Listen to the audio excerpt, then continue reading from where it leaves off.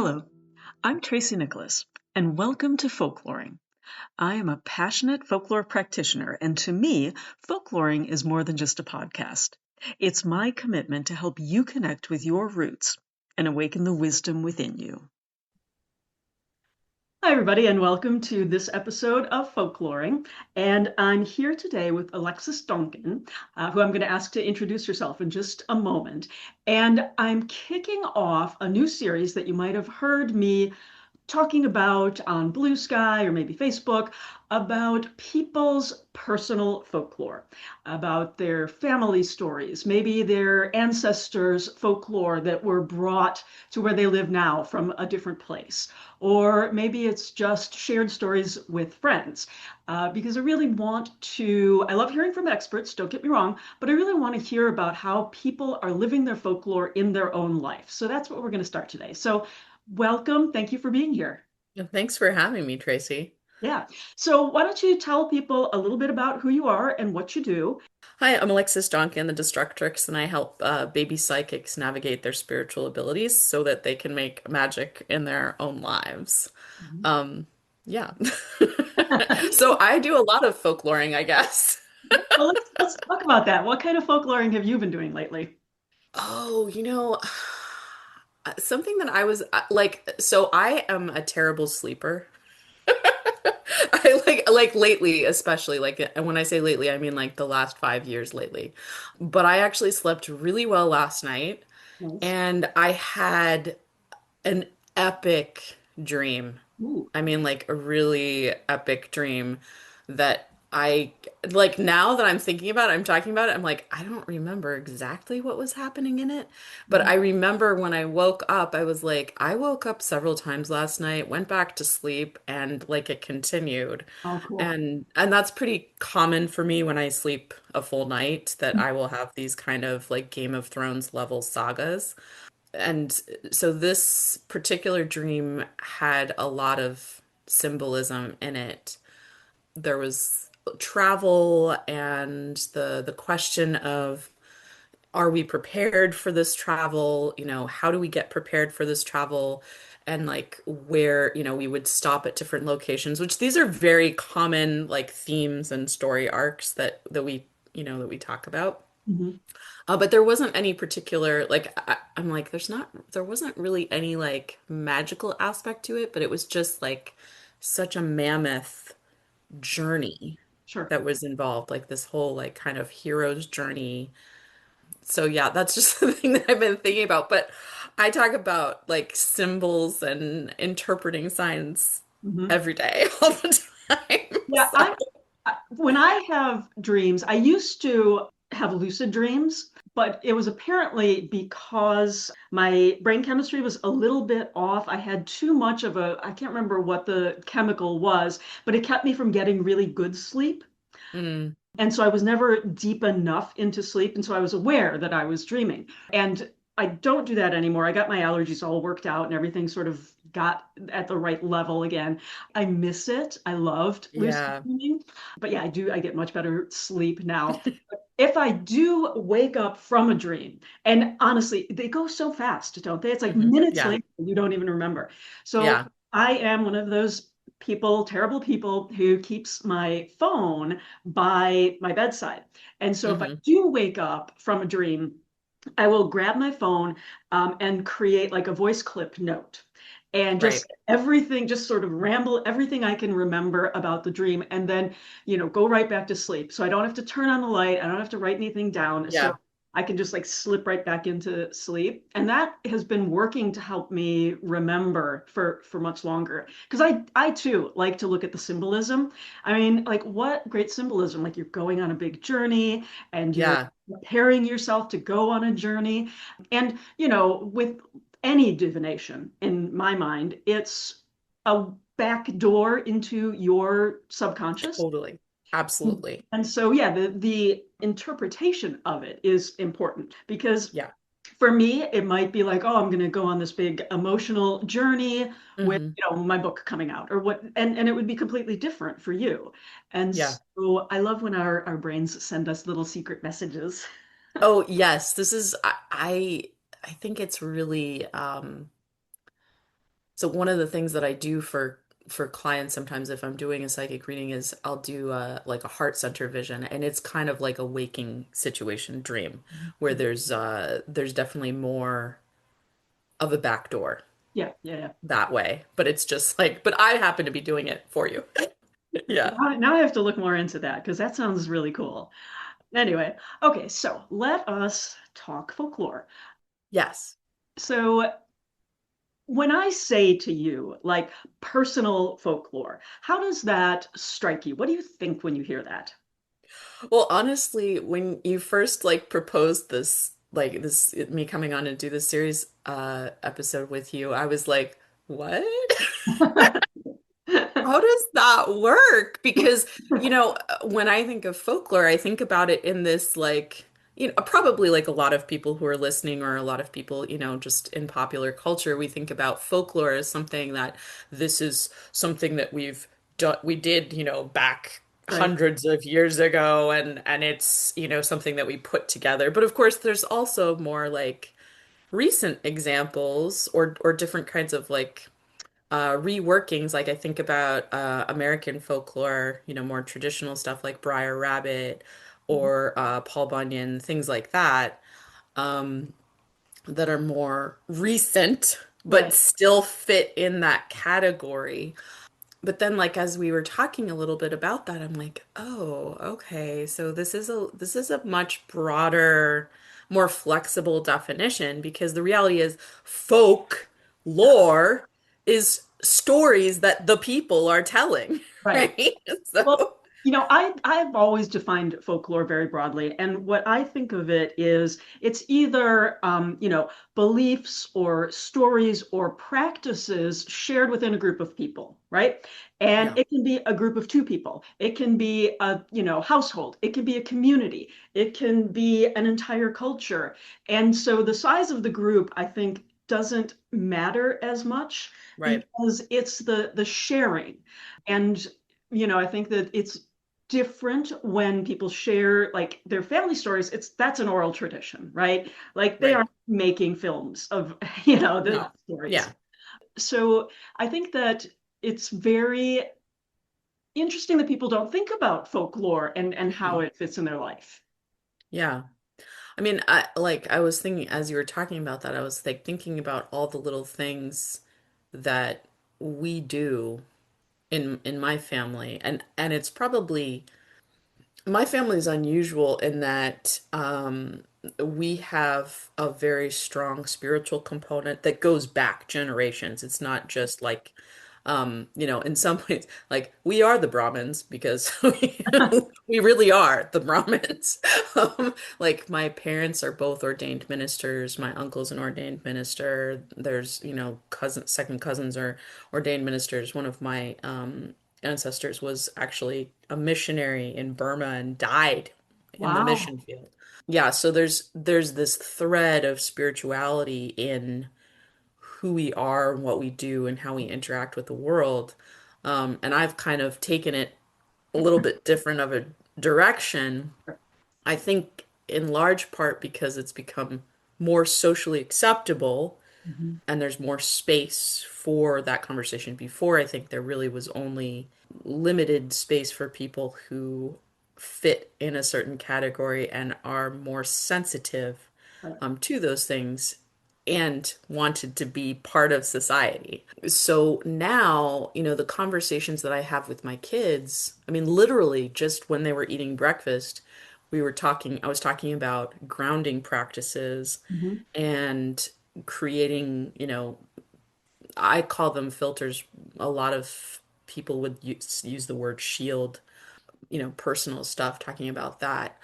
We talk about liminal spaces, we talk about symbolism, we talk about signs from either, past relatives or our dead cat or, different things. Like it's a very omnipresent kind of experience for my family. And my oldest child is he's already very much in that. Like he already displays a lot of sensitivities. Mhm. So, having to guide him actively, Right. we have these conversations about this stuff and these spiritual practices that we have. Hmm. So yeah, so that's kind of that's sort of a new direction for our family conversations. Okay. We have my mom's family is from Appalachia, Hmm. and so we have these sort of country style Sure. stories Sure. from them, and then my dad's family is from Pittsburgh, and so we have these sort of blue collar Right. uh, stories there, and both sets are very colorful but very different. That's really interesting. I wonder if that's not one of the reasons I'm fascinated by this, because my mother grew up, the family came, it was like she's Scottish and English, right? Hmm. But they came here around, the late 1800s. And she grew up very, very poor, like Hmm. one room log cabin, like up in, northern Wisconsin. Ooh. Yeah. So she didn't never liked to tell stories about that. She didn't want to relive that because, she had gotten out of there and she moved to Milwaukee, which was, the big city. Hmm. And then, my parents met and moved to the Chicago area, and they both worked and, we had a regular old middle class lifestyle and she never wanted to talk about being poor, right? And Mm. only evidence that I think I ever saw of it, and this is only in retrospect because I didn't realize it at the time, but down the basement, we had an extra refrigerator, an extra Ah. full-sized freezer, and these Hmm. massive shelves with like cans of food, right? She Yep. didn't do any canning. And my mom was a fantastic cook. She had owned a restaurant. And then, my dad was kind of shy and retiring, and he was not, I mean, he was very introverted. So we weren't hearing a lot of stories from him either. So maybe that's where sort of my hunger for hearing about this Mm. personal folklore comes from. Yeah, that's very interesting. This is one, so I have, there's all the, as you'd expect with this kind of soap opera level drama, from some of my family. At risk of confessing, no, I won't drag them into it too far. But one of the things that I really enjoy, which is going to be kind of backwards, is I like funerals. Okay. And I like them because it forces family members to get together Hmm. and tell stories. Yeah, yeah, yeah. And that is often the place where I would hear stories that I hadn't heard before, Hmm. like conversations about things. And you get to know this person. We all experience people like in whatever way we're going to experience them. But Right, then, there's all these other people in our broader community and our families that experience this person very differently. right. And some of these stories, they come back from this, like especially if someone's passed that's they've lived a long time, Mhm. they've done a lot of things, you have that broad base of stories that you can hear about them, and it's just wild. Yeah, yeah. And I don't know, I mean, like something that you touched on, talking about your mother made me think my dad and I were actually talking about some of my mom's family this morning. And my great grandmother and great grandfather were subsistence farmers. And they were very much like that's what they did. Like their whole lives, their identity, everything about them was they farmed on this little, plot of land, and that's what they did. And they had like a million kids, and and this was we're talking about a place in Pennsylvania, which Pennsylvania has quite a few of these, but there's a lot of separatist Christian groups. Okay, And I say separatist in a kind of broad sense, but like the Amish and Mennonites. And my family, my extended family were Mennonites. okay, And so my great grandmother actually wore a head covering. okay. She wore simple clothes. She wore like something over her head, and that was typical. Yeah. But she and my great grandfather, they really didn't and they didn't tell stories, I don't think. Hmm. My dad was like, I don't really, I mean, like they were not people that you got to know. Like they were just Yeah, yeah, yeah. like kept to themselves a bit. But then like the my grandmother and then her children, and then other parts of our family are talkers. Okay. And so we would like say, we would just share a lot of Yeah, yeah. stories about all the things, all the tea got spilled, And it was interesting because there were all these like sort of country understandings of things. This is a very isolated community. Like the county was the only county where the railroad didn't go through Wow. in Pennsylvania. So it was the poorest county Sure. in Pennsylvania and most isolated, Hmm. in all the ways. And so people, they really, it was difficult to get any kind of education and learn about things. So they had these kind of myths that they created about stuff. Like my grandfather had scleroderma. Okay. But when he was born and when he was a small child, he appeared normal. It hadn't manifested yet. Yeah. And he fell and hit his head on a coffee table. Okay. And sometime after that, the scleroderma manifested. Okay. And so in our family, for the longest time, there was this association between his scleroderma and the Interesting. coffee table fall. Yeah. And so this coffee table fall, this caused Okay. this was the cause. Yeah. And if only he hadn't fallen, if only we had been able to, protect him in some way, then he would have not had any problems with the scleroderma. I mean, that's how a lot of good folklore starts, right? Sure, sure, Something happens, people look for meaning, they look for connection, and a totally. story grows up around it. One of like my stories is that I have an older brother, and Hmm. he was very active when my mom was pregnant with him. Hmm. And so that's what she was used to. That was her first kid. And then I was not very active. And so they would, like, my mother kept freaking out and being like, oh my God, she's going to be stillborn. She would go back to the doctor over and over to get tested. And he'd always be like, it's fine. It's fine. Yeah, Yeah. these are different. It's going to be fine. And later, I've always been a big reader, right? And my brother's 2 years older than me, so my mom was teaching him how to read, and I really wanted to learn, right? And so Hmm. I was sitting there while he was learning, and I learned. So I learned very young to read, and then I took to it, and I just like go to the library and carry as many books as I could hold, and Totally. so what the story became was that, oh, well, when, your mom was pregnant with you, you were in there reading a book. Okay. But that's like and it's like, oh, your great love of books was what was keeping you. Yeah. Because I was not an athletic child. I like to sit around and read. And so it just sort of got to Yeah. be a thing that everybody said and acted like it was normal. So, I was just thinking, actually, I've been thinking about this movie recently a lot, Big Fish. yeah, yeah. I absolutely love that movie. It's like one of my favorite movies that's thoughtful.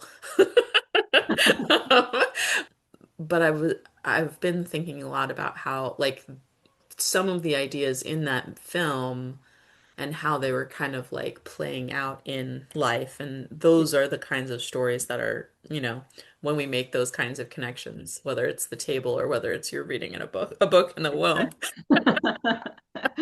Yeah, and so I think that other stories come about that way, like stories of a monster in, Yeah.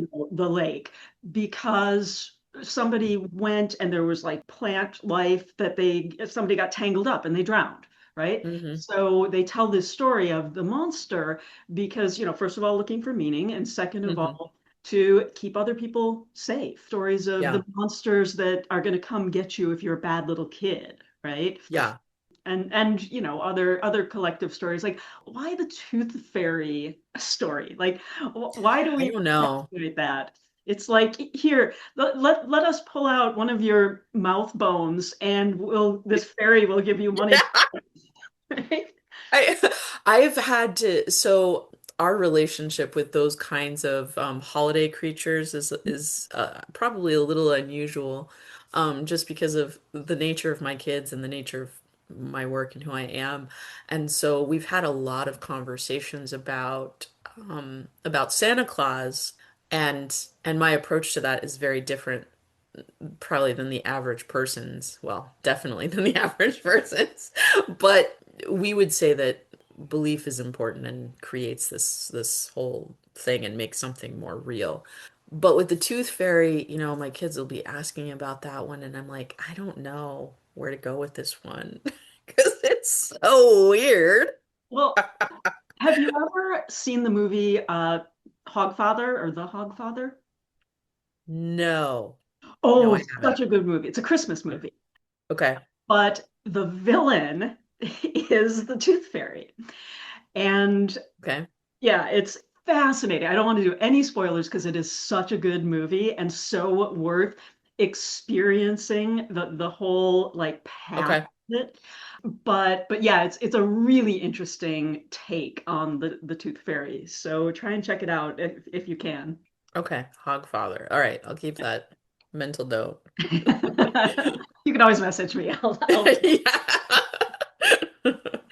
but yeah, I mean, and I think, like, why did we pick those collective stories? Why did we pick the Tooth Fairy? Why did we pick Santa Claus?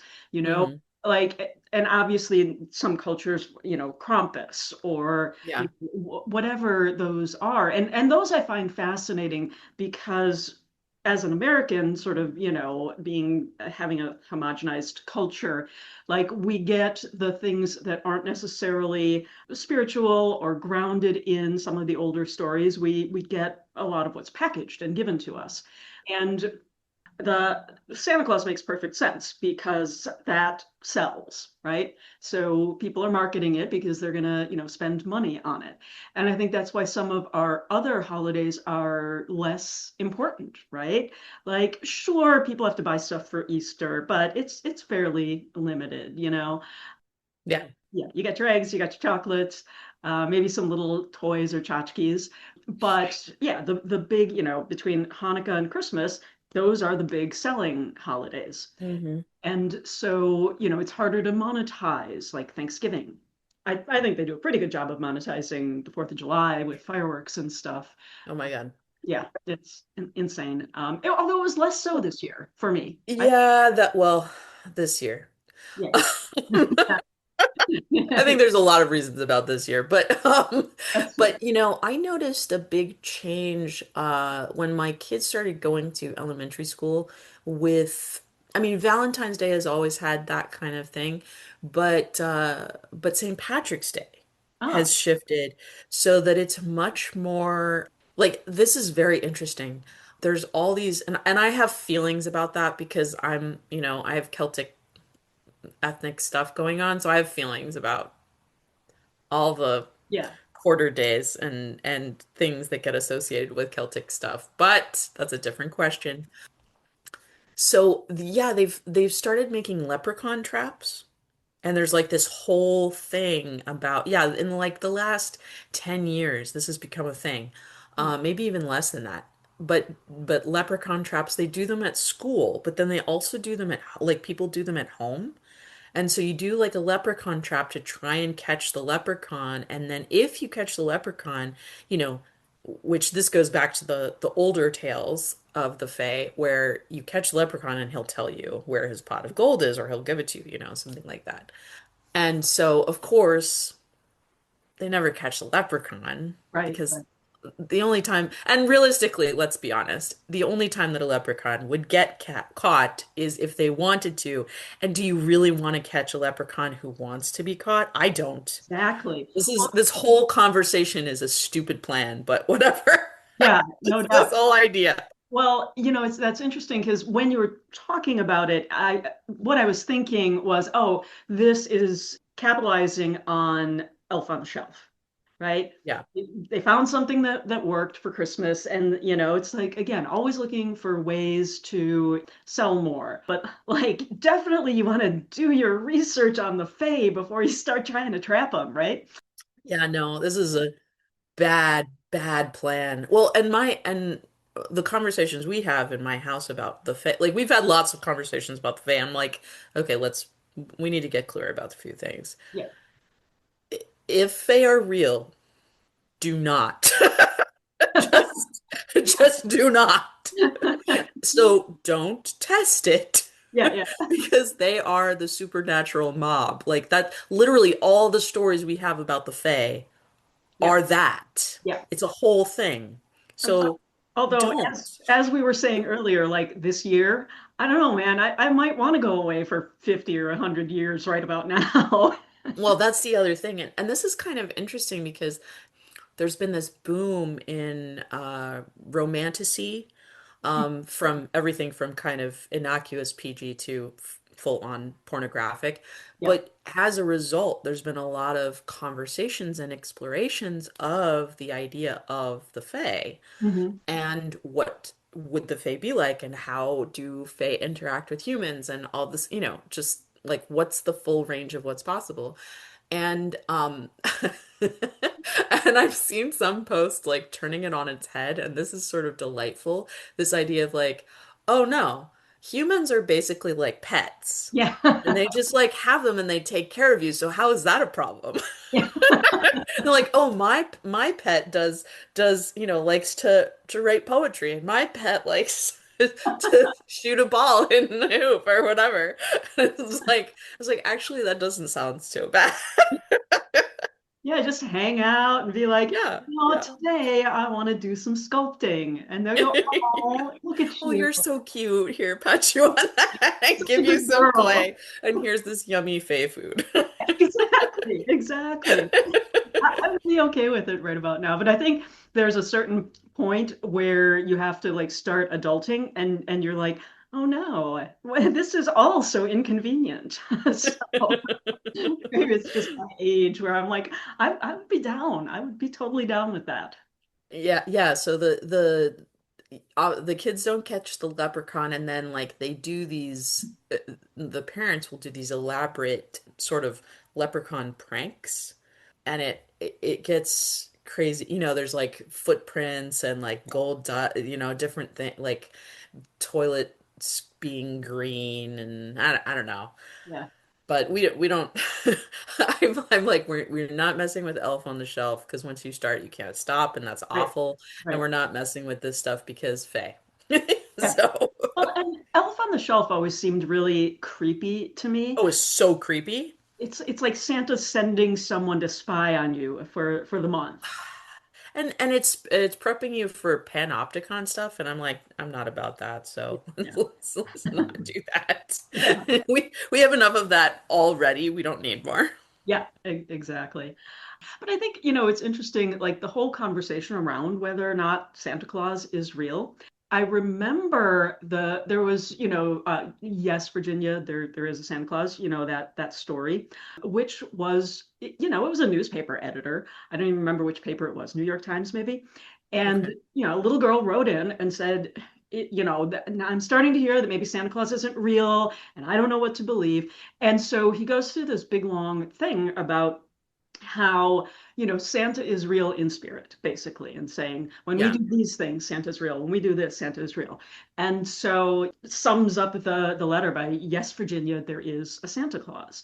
And like even that is sort of lore in and of itself. The story Totally. about him writing that is now folklore in and of itself. And Yeah. so I love the sort of the layers of that conversation. And I honestly don't remember like finding out that Santa Claus wasn't real. I Yeah. certainly remember trying to stay up and see, the Yeah. sleigh flying through the air, never, staying up that late. And I certainly remember knowing that Santa wasn't real and trying to like not let my younger cousins know and stuff like that. Yeah. But I don't Yeah. remember any sort of big crushing moment in which I was like, oh Hmm. my God, Santa's not. It just sort of like dawned on me. And Yeah. it's like, yeah, of course. He's not, like he's not physically flying Yeah. to every single house overnight. Yeah, no, that's yeah. We've talked a lot because I've talked with this and like thought through this a lot with my kids because they are on the more spiritual side and because of my all my stuff. They're like, "Well, that wasn't really Santa." And I was like, "Well, that was an avatar." Hmm. Hmm. Because it is an avatar. Yeah. That's what avatars are. They manifest the being, but they're not. They are both and Yeah. also not. And I said we're like this is the biggest pagan deity in the world. Hmm. You know, Hmm. we give offerings to him. We give offerings to, different people give offerings to his reindeer. Right. You talk about the spirit of Christmas. I mean, like whether or not like, no, he's not like a single being, but Right. that doesn't mean that that he isn't real, like Right. what you're saying. Right. Like he is real. We've made him real. Right. We continue to make him real. Or continuing to like build this whole like I mean, there's so many stories about Santa Claus and so Right. many different ideas about Santa Claus and so it's like, no, he's definitely real. He's just Yeah. not real in that way. Like Exactly. that, like, no, he's not like Bob down the street, Right. um, but there is, I mean, like, yes, there is, I would say, yes, there is a Santa Claus Yeah. because that is, and so then my kids are like, okay, As long as like if a kid has not yet hit that sort of age where they're trying to be cool and fit in, like hmm a lot of stuff like that is like, oh, okay, that like they don't it's easier for them to not be skeptical and just say, oh, that's an explanation that fits the facts here. That's great. And not be like, oh, come on, it's not really it's like they're so adaptable and that is one of the great things about kids. Like they do have these beliefs. And but there's a word where enough people believe in a thing that it does yeah, physically become real in the real world. yes, yeah. And yeah, that's Egregore, definitely egregore. is Thank that you. the thing? Yes, that's Yeah. it. It feels like that should be more of a conversation than it is. Hmm. Hmm. That people that and it surprises me when people are when they don't accept that idea Yeah. because I think that that idea makes so much sense Hmm. with the way that with the way that language works Yeah. and the way that like quantum physics works and all of that stuff. I mean, if we tell a story enough times and enough people put enough energy into it, or if we name a thing, Yeah. you Yeah. name a thing, suddenly it becomes, right? Before it was named, it didn't exist.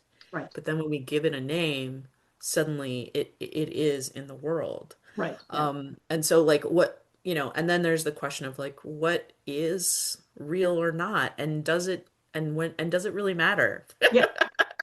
You know? From a folkloric point of view, it doesn't really matter. What matters is that people believe it and why they believe it. And Yeah. so, that's the important part of the conversation, I think, from a folklore point of view. Like, what is it that we want to tell stories of Santa Claus? And part of me thinks like some of us really do, most of us really do want to believe that there are good people in the world, that good things happen, that you don't have to perform in order to have good things happen, that there is good in the world out there. Even though we see a lot of the bad in the world, it's just in a way it's a relief to be like, yeah, there really is just good out there. And if it is Yeah. just a story that brings out the good in us. People hmm are, they make up with family members because of the holidays, or, sometimes it's because there's a health scare or whatever it is. But people also stress incredibly. Oh I've, yeah. I've got to have the perfect Christmas, we've got to get, enough presents, got to get more presents than Yeah. last year. It's a double-edged blade, right? Uh, Yeah. but yeah, and I think that there are lots of reasons why we keep telling those stories. Yeah. Absolutely. So, okay, let's talk stories then. Do you have a family story that you can tell that isn't going to get you in trouble with any of your family members? Yeah. Oh, I mean, that's I'm trying to exciting. think of something that will not be. It's probably better about the people who are dead, right? I don't know. I don't know. I mean, how often do you have to talk to the people that are dead? Because that's I really, mean, that's your so call. so I'm trying to think about like if there's like the honestly, this is so weird and random, but this is the story that I was like, can we talk about something macabre before? Um, and it feels like such an Appalachian story. Because and it is. So I will share this, but and this is just something that I think I the first time I heard this story I was probably I don't know, maybe six, Hmm. maybe seven. I was young, Okay. and this would have been my great uncle, one of the oldest, if not the oldest of that brood from my grandmother's siblings. He he worked the subsistence farm with Hmm. my great grandparents, and one day he was out on the tractor and he had a heart attack Hmm. and he died Okay. on the tractor, Oh, and no one found him for a long time until his body had been cooked. yeah, So yeah. he was just sitting cooked on the Oh, tractor. no. And this is the story that they were telling. And I was like, what is wrong with it? This is terrible. But this was like a common family story. I mean, there's like I'm trying to think of like from my other the other family. My grandmother, I think there's only one sibling still alive from her. She Mhm. had two brothers and one sister. And they were, that family was very colorful. My great grandmother had married for money Okay. and then lost her husband, who was much older than she was, lost everything in the crash Okay. in the early 20th century, 29. She was very cranky and she was a perpetual alcohol, I mean, just always drinking. Yeah, yeah. And her favorite thing to drink was Southern Comfort. And so she was either, depending on her mood, she was GGG. She was grouchy Grandma Gibson or gorgeous Grandma Gibson. Okay. It was just depending on that. But her children were all very colorful and led very colorful lives. Mhm. But I distinctly remember hearing stories about them playing cards. They would get together and they would play cards and cuss each other out because, God damn it, Gene, why'd you play that? Stuff like that. And it was just like a very, what? I don't know. I had I had a great uncle. He's passed now, but he was the owner of a large portion of Service Master in Pennsylvania and broader area. His kids are responsible for it now, but he was a family man and he liked to spoil his wife. Okay. Because he had a great relationship with his wife, his kids. And so he would go wearing his service master clothing to the furrier to buy these luxurious fur coats. Right, right. And they wouldn't talk to him because he was wearing these Right, dirty right, service master uniforms. right, But right. even though he was, the owner of whatever and had a lot of money, so he would be like, I want to buy this coat. And they would be like, ah, whatever. And then he would just take out a giant wad of cash and they'd be like, oh, I mean, this man, he was very colorful. He had a living in Pittsburgh and had a Rolls Royce. And he would drive, there was even, I mean, it was like, he was very committed to this Rolls. It was like one of the older models, and he would, I mean, I guess there was like some flooding. Pittsburgh, the topography of Pittsburgh is such that there's a lot, it's kind of similar to the Bay Area, to the San Francisco, in that there's a lot of hills, there's a lot of water, and so you can have weird flooding situations and stuff. And his roll, and he was old by this point, but his rolls got flooded out, and he was like, "No, we're gonna fix this car."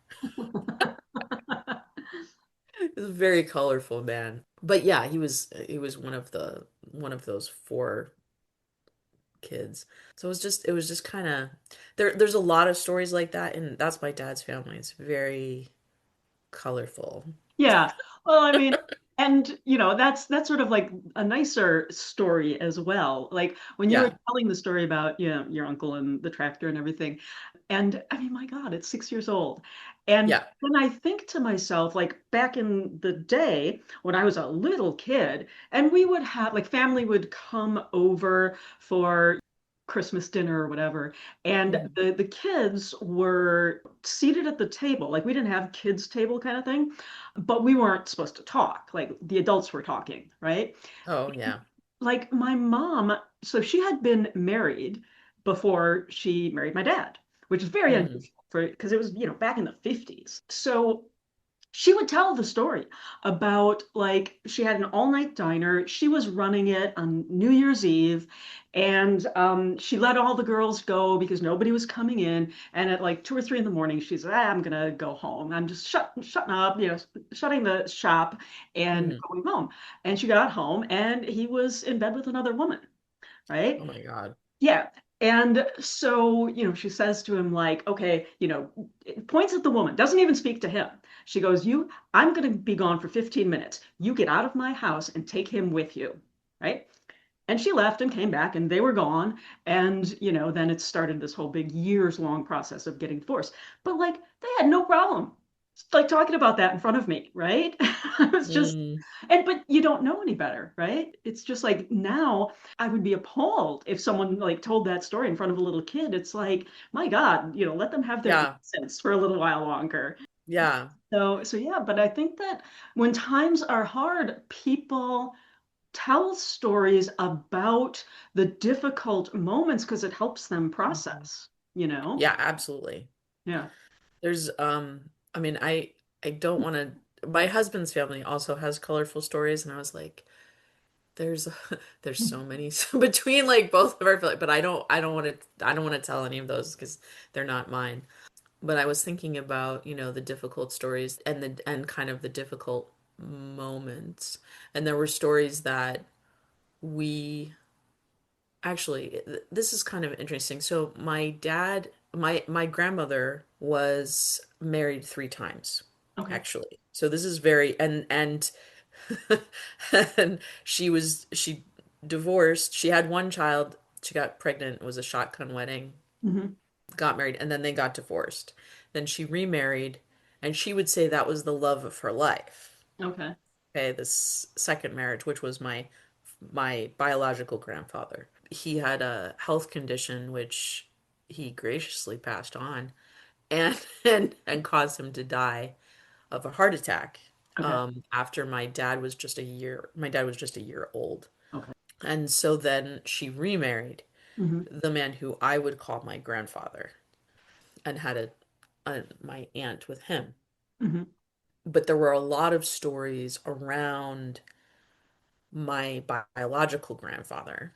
And my dad didn't actually find out that he was adopted until he was 18. Wow. So he had no idea that this biological father existed. He didn't know that there was God. he had no idea. And my grandparents there was weird stuff with my grandfather trying to assert himself as I'm the dad. And so they cut off any relationship with our extended family, biological family. And so we didn't meet them or learn anything about them until I was 8. Wow. It was like after my third grade year. We did a trip. They're from the South, Hmm. Alabama. And they like there was like all it was just like this very like whoa, what is going on here? But as because my dad was the child of this man who was my grandmother's like love of her life, he could do no wrong. Yes. He wasn't, I mean, my dad is a very gentle person and like was not causing trouble Yeah. intentionally at least, but he was very much the golden child. Nobody could say anything against him. You know, he was whatever Roy wanted, he got. And then because I was his daughter, Right. I was my grandfather, at least I didn't know this until much later, Mhm. but apparently they would talk about me like I was the little princess. Oh, okay. Yes. And so there was also this whole, and but the other thing was like everybody liked us. It's not like we weren't, it wasn't that. It was just there was still that little like, they get whatever they want, but also like they're really great, so Yeah. we can't begrudge them anything. It was a very, very strange thing, but like the stories that came out about that, and then after much later, like the stories that we found out about my biological grandfather. He worked on a ship. He was Oh, like a well. second mate, or first mate on a commercial ship. Mhm. And so he would go and travel and he would bring back these gifts and like everything was beautiful and fun and like their only interactions were these lovely things. And so there's these myths Yeah. about him. And so we don't really know who he really was. And the his biological family is basically the people who knew him are gone. They're all dead Yeah. at this point. And so he's just the myths of, Barney shows up and brings gifts Uh-huh. and Uh-huh. he's like everything, that we only have like a few photographs of him. Like that's, there's like a ring, like a family ring, and that's it. It's very weird. I didn't have a lot of interaction with either of my, either side of my family with their extended families. And like eventually obviously stories came up, but they like in my mind, those stories were the people, right? Because I didn't really see them that much. My one uncle, his story was about him getting polio and being in a wheelchair for the rest of his life. Yeah. My other stories, I didn't find out until I was maybe getting close to my teens that my dad had been a professional boxer. Oh my gosh. Yeah, like, What? yeah. Yeah. And so because that wasn't like once my parents decided, and they both really wanted kids. They were not well suited to each other. It was a terrible match. And but they wanted kids, and my mom kind of like ran things, and she was like, he'll be a good father. And he was a very good father. So she just sort of, decided, and then she decided she didn't like, his family. And so we rarely ever saw them, like Christmas, maybe. And they lived, 2 towns over. Oh, yeah. Her family lived quite far away. She didn't like them because, and this was a story I heard as a very young child as well. My mom, she was born and in a hospital, and her mother, like after giving birth to her, literally ups and runs off with her boyfriend, leaving my mom to be raised by her dad. And Oh my God. yeah, it was horrible, right? And so, he, after not too much longer, he got himself a girlfriend and they ended up getting married. And he had a bunch of kids with her. So that's all her half siblings. And since she was, 8, 10 years older than them, she did a lot of helping with raising them. Ah, And she wasn't terrible, like she would be nice to them and stuff, and but like she didn't really want to have much to do with them. And so, just like hearing that story. So when I was growing up, I only had my paternal grandmother, was the only one of my grandparents still left living. And my mom passed away a few years back. So, we cleaned out the house and everything, and I got a bunch of old paperwork that I hadn't gone through until, I don't know, maybe a year ago, maybe a little bit longer. And I'm looking through it, and I see the notification of my grandmother's funeral, which happened when I was in my early 20s. And so, like my maternal grandmother, not my paternal, like my paternal grandmother, she lived to be like 100 yeah, yeah. years old. I think it's 106. She lived to be 106. But yeah, so this whole time they told me, hey, both of your grandparents on your mother's side are dead. And she wasn't. And she didn't live all that far away. I mean, it would have been a couple of few hours drive. Never got to Mm, meet her because my mom was just like, nope. And they were clearly in communication, right? yeah, Then that becomes a whole different story for me. And it's funny because yeah. I told my brother about it when I first found out. I'm like, can you believe this? And he's like, I don't want to, like, he didn't want to think about it, you know? I Yeah. want to like go up and see the grave. Like, Yeah. who knew that, so stories like that happen as well, where rewriting family history. And I always think, Mhm. when I hear stories like, well, your father didn't find out till he was 18 that it wasn't his biological father. Yeah. It's like, then, you've added a layer to a personal story that was like, okay, so everyone's been lying to me for my entire life. Yeah. Whereas if you told that story, like, this is your father, he loves you very much, but there's another part to the story. If you tell that to a little kid, it'll be like the Santa Claus thing. It'll be like, oh, okay. Yeah. Exactly. Yeah. Like, you create all this drama around these family stories for no good reason. Yep. No reason. I don't it's so that and I don't know, this may be part of like the blue collar thing where there's something about that space where I feel like there's a lot of shame or fear Yes. that gets built into choices that people make that changes how the situation could be. Like, there's no reason why they couldn't have done exactly what you said. And my dad has felt that, he felt that. And there's even more to that. Like, like, my grandparents actually spent, he should have been collecting that Social Security, That's brutal. like the pension stuff. It should Yeah. have gone to my dad. It didn't. It got spent. Oh, that's brutal. Yeah, he didn't see any of that.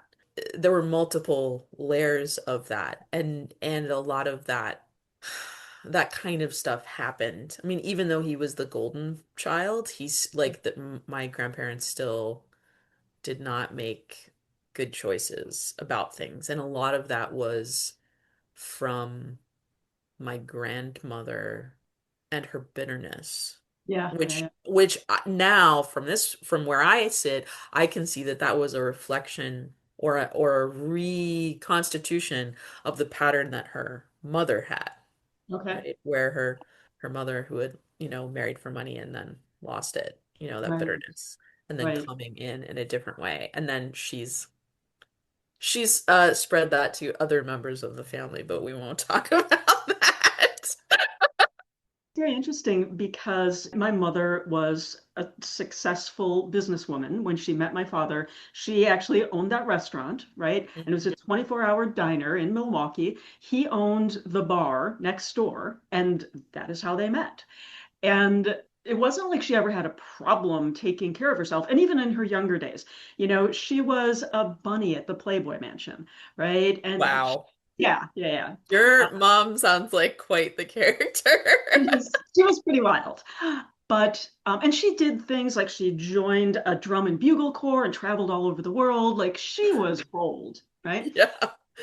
But then when she got married, and I don't know if it was being of a certain age, because my parents were much older when they had me and my brother, but she was always a little bit bitter that, like, my dad didn't end up with a better job than he did. Now, he had a perfectly fine job. He was a civil engineer. He worked for the state. He, was getting a decent salary. But my mom had decided for herself that he was smart enough that he should have gone to either law school or gone into real estate and made a ton of money, right? Mhm. But that would, like, law school, I mean, she pushed him to go and he went for a little bit. And so not my dad's personality. My dad Yeah. was very, like, gentle and just would never have done well in cutthroat law. Yeah.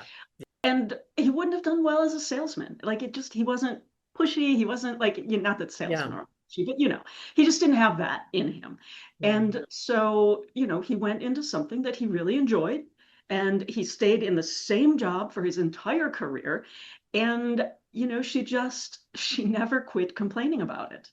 Like, Mhm. somehow he had tricked her and didn't take as good care of her as he could because he didn't, make as much money Hmm. as he was physically able to. That's interesting. So, but it was just a story she made up. Yeah. I mean, and that's funny because, it sounds like she was a very competent, Mhm. capable person. So why didn't she do that? Exactly. Like she could have done it. She was Well, able to do that. but that's again that's a story in your head. So maybe not Yeah, technically folklore, but I think a lot of people share the idea that at least they used to share the idea that the man took care of the woman, yeah, right? And that yeah, was in the US, that was cultural folklore. Like yeah, your wife shouldn't have to work, and you're doing something wrong if she does. right. You know, I think that that kind of thinking, although not, technically folklore, it's still a story that people were telling Yeah. back and forth. And, the imagine trying to live in these days on one income, Oh right? no. Yeah. Yeah, And no. and so it's not as much of a shameful thing anymore because people understand that as, wealth has shifted upward, the things that were achievable for our parents and grandparents aren't as much anymore. So our stories have Right. started to shift. Yeah. Although, women are still on the end of women should be having babies and not be all selfish and career oriented, right? Don't be a career girl now. Well, and that's kind of interesting because, talking about the stories that we have around that, but it's not just creating new ones, it's also reframing old ones, right? Because there are these standout women who did create empires. I'm thinking, gosh, I can't think about the first self-made millionaire woman. She was African American and it was a hair product company. Oh yeah, yeah. Um There's a movie about this. yeah, she's just amazing. Yeah. Amazing human being. Did Yeah. amazing stuff. And but like raising up these kinds of stories, which it was there, people were talking about it, but shifting it into this like this is aspirational. Mhm, mhm. And this is something that like, yeah, of course a woman could do this. Well, Yeah. any any woman knows, of course a woman could do that. Right, right. Well, but Of then course.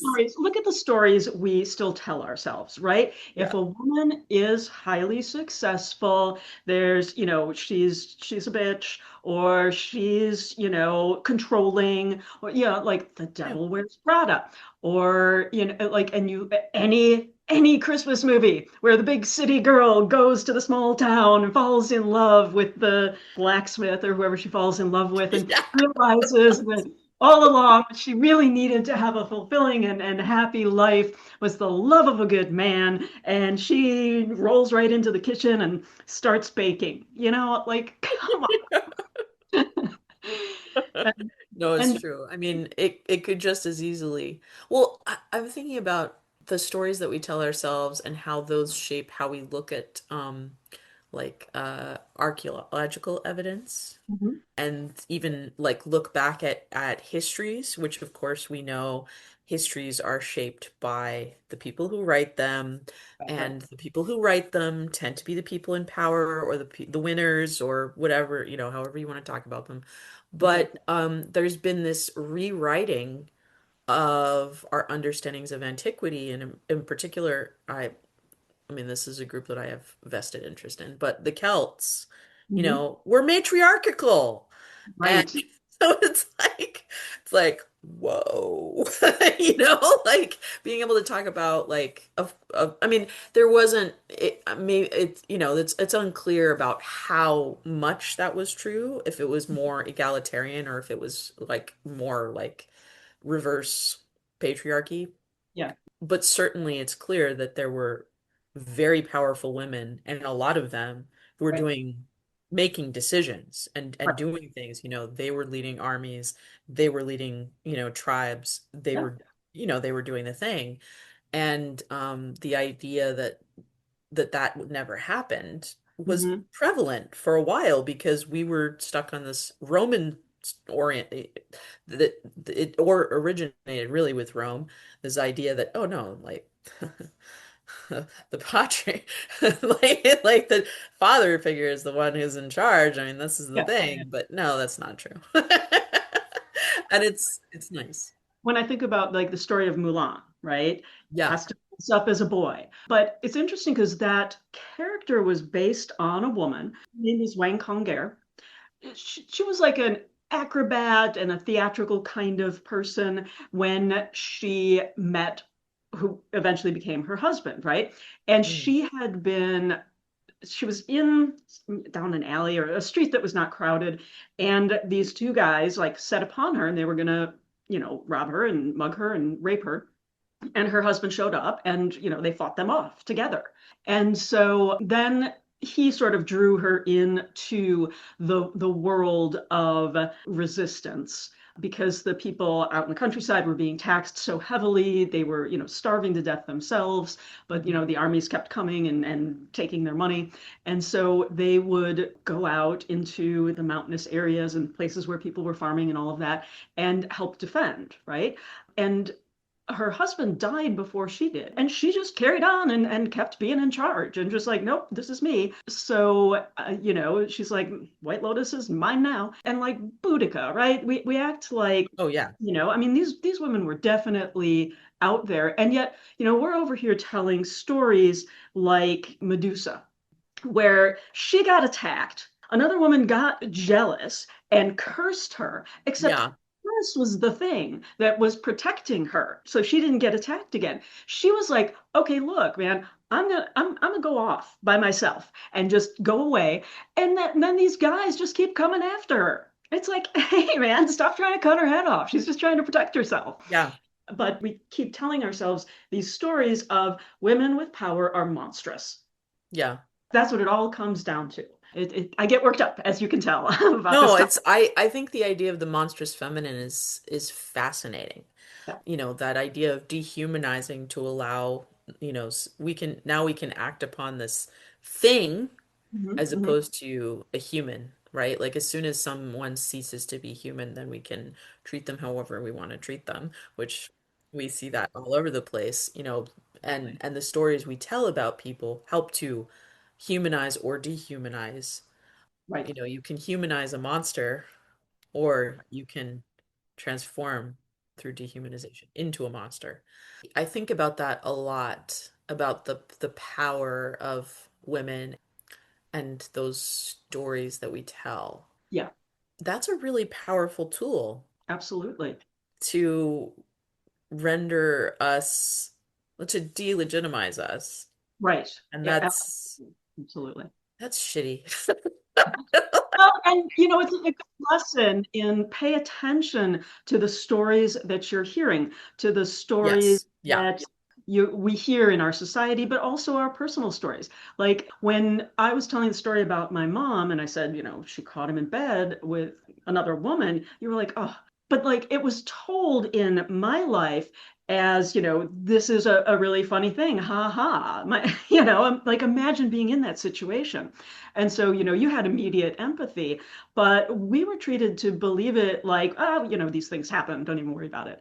So, how do you tell your stories? And how would you tell your stories if you were strong and powerful and if you were on a human scale, living your human life and making mistakes sometimes and doing the right things a lot of times? I think that just looking at personal stories and the ones you chose to share and the ones you chose not to share because maybe they weren't yours to tell. And all of that, I think, is a good lesson for any of us when you hear stories. Obviously, there's some horrific stories going around right now about people not being treated, with human dignity. And there are people who like those stories. And Yeah. it's like, really? Like are okay with children not, being separated from their parents, not having the food they need, people being locked up in terrible environments. And so I wondered to myself, like, what has happened to that person who could take delight in that kind of story just on a human level? Yeah.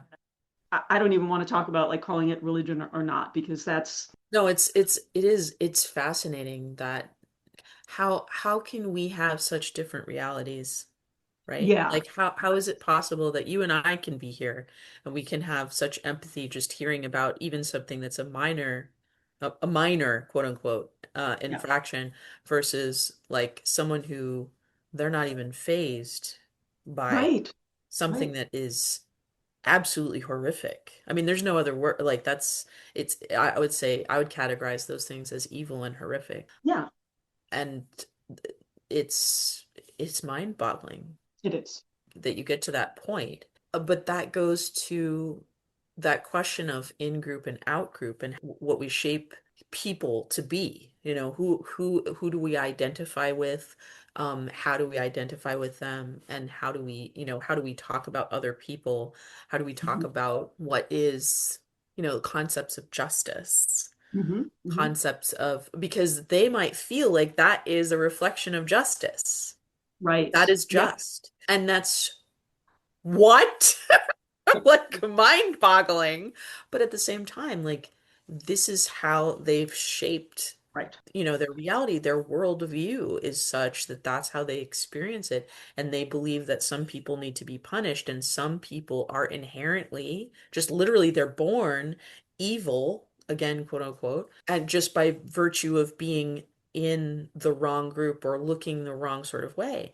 And Right. you and we're like, this is completely bonkers here.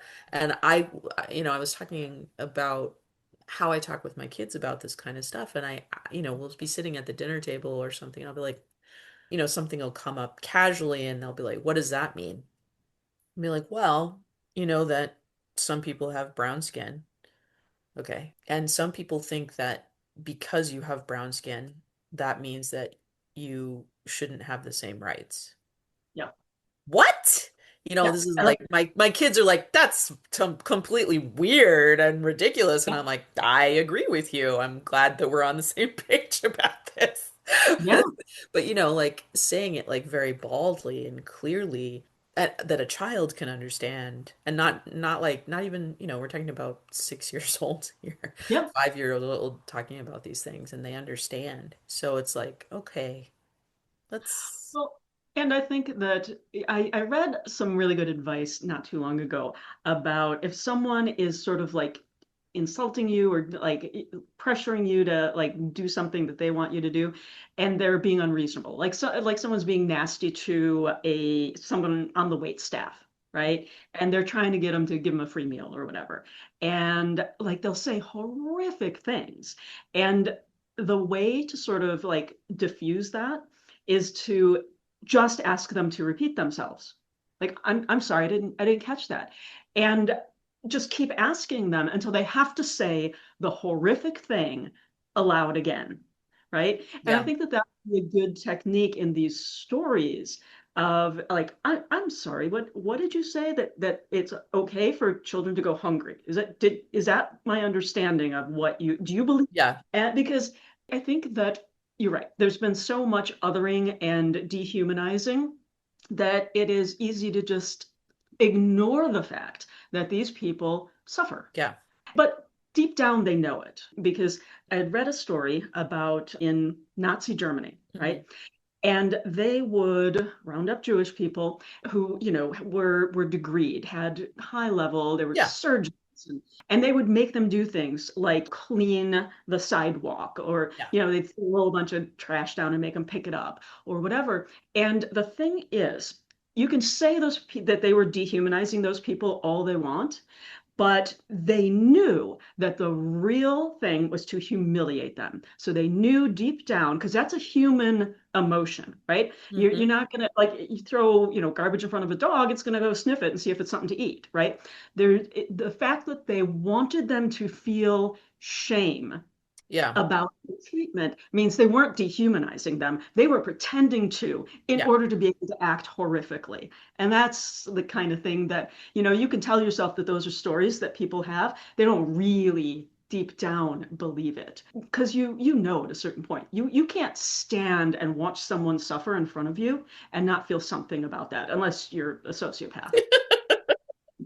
Well, but like, I mean, yeah, you might feel something about it, but Tracy, I think you're making assumptions about how empathetic some people are. And I think you're giving them more of a benefit of the doubt, bless your heart, but I don't think that really flies for some people. And that that's I it it breaks my heart to say that I think that that's true, but I think that there are some people who genuinely want they want people to be punished.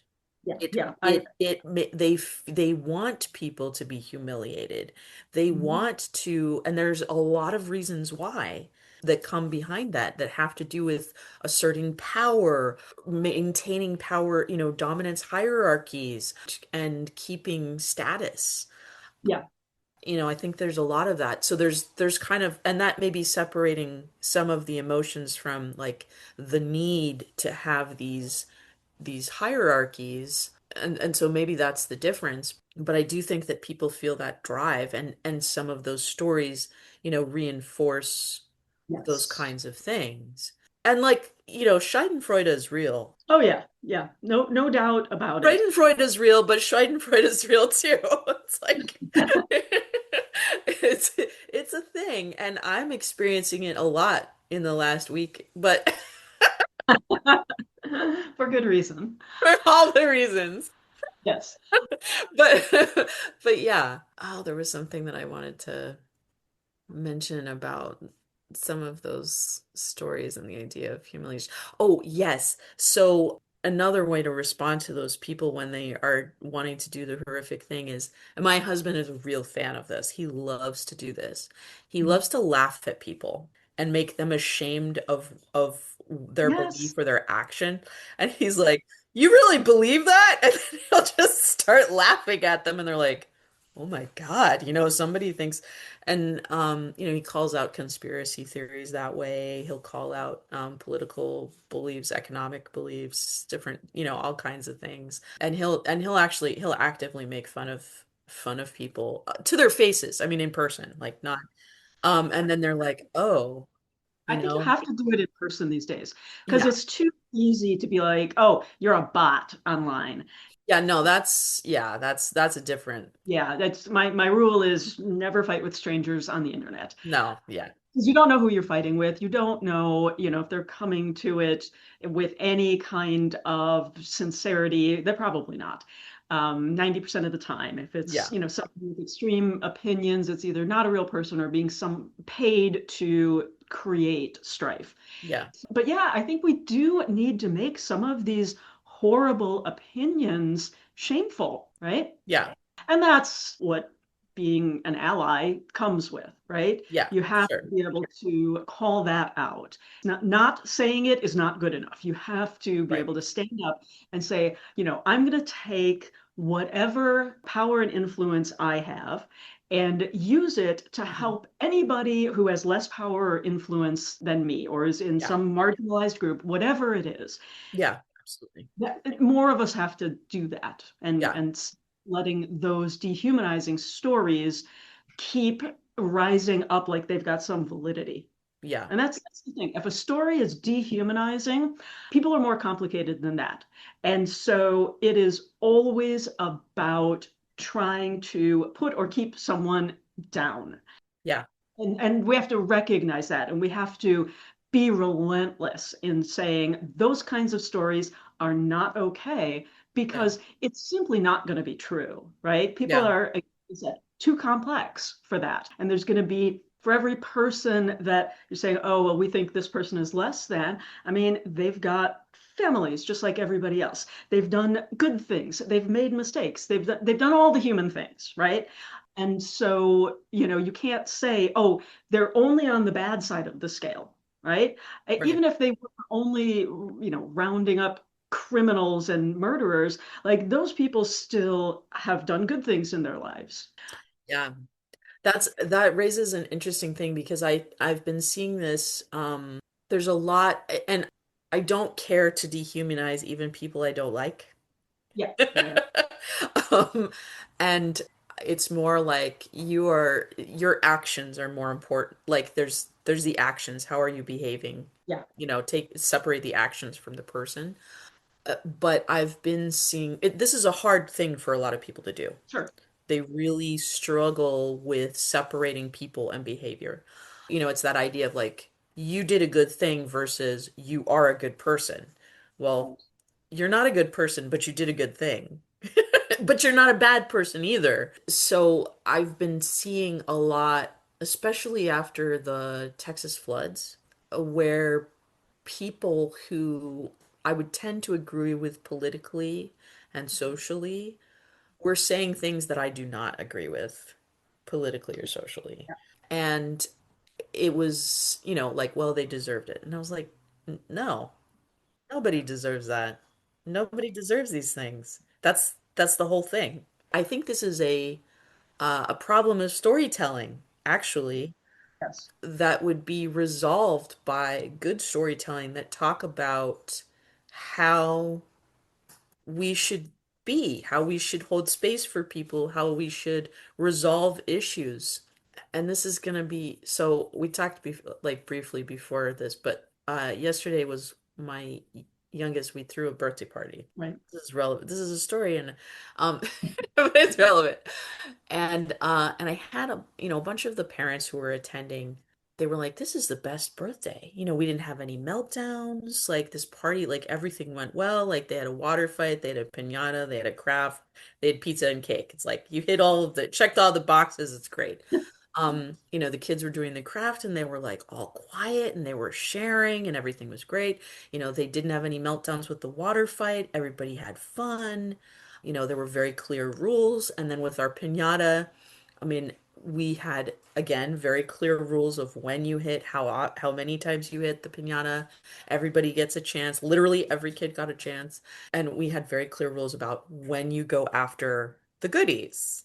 Right. And then as they were picking up the goodies, I also said, if you get a whole bunch of, there were ring pops in it. If you get a whole bunch of ring pops, see if somebody didn't get a ring pop and give them a ring pop, because how many ring pops do you really need?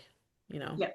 And so that started sharing, they were sharing because they were like, oh yeah, I don't actually need 12 ring pops.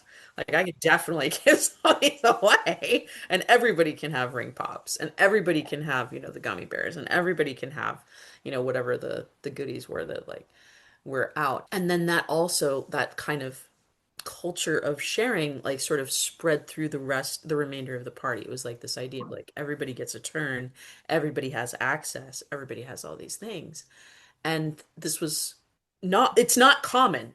I've Yeah. been to a lot of kids' birthday parties in the last, 10 years, and Mhm. it's not common for this to be the way that things happen.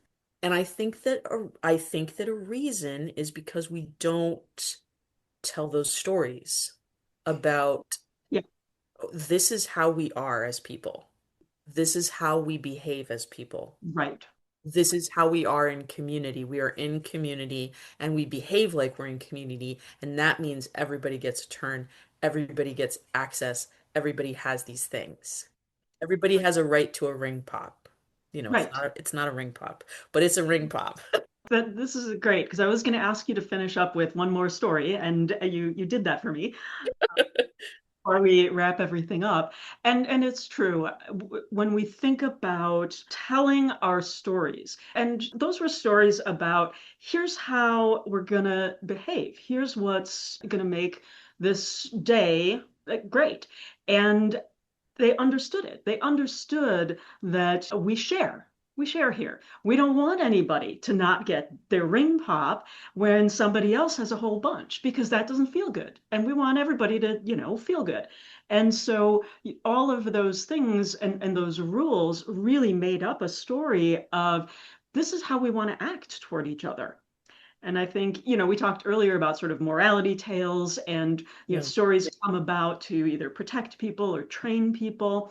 And, you told the right story for those kids yesterday and, their age and everything that they needed to hear to have that great day. Yeah. And that I think is important when we think about our personal stories, not only how we're telling them, but why we're telling them and what we want to accomplish with them.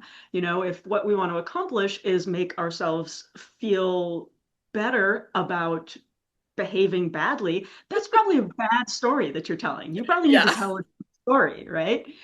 And so I think the lesson there is not lost on me, and I think that that's a really great thing that you were able to achieve because those kids were, it's kind of a wild card, right? That you didn't raise all of those Nope. kids, and so who knows what their experience is and Mhm. what their sense of lack might be, Yeah. or like what would make them nervous about if I get this many, I get to keep them because it's been taken away from them in the past. So you didn't know any of those things, right? But they sort of created a community around the story you told, which is beautiful. Yeah. Okay, so how can people find you, find out more about your services, track you down, and Yeah. uh, know more about what you do? Yeah, you can always find me on alexisdonkin.com, and I'm also on Substack and write a regular newsletter, and then of course I'm on like Instagram and TikTok at alexis.donkin, and I love messages. I love talking with people, so That's how we kind of started, right? yeah, it is. All right, well, thank you again for taking the time today. Yeah, thanks for having me. As always, thank you for listening to Folkloring. If you have any questions or comments or would like to suggest a topic for a future episode, please email us at folkloringpod@gmail.com or message us on Blue Sky, Facebook, or Instagram. Other places you can find me are at the Folklore Podcast as the theater, film, and storytellers correspondent or creating folklore-inspired games at madmenandheroes.com. Stay curious, stay connected, and keep the traditions alive. And I hope that wherever you are, folklore is making your life more magical.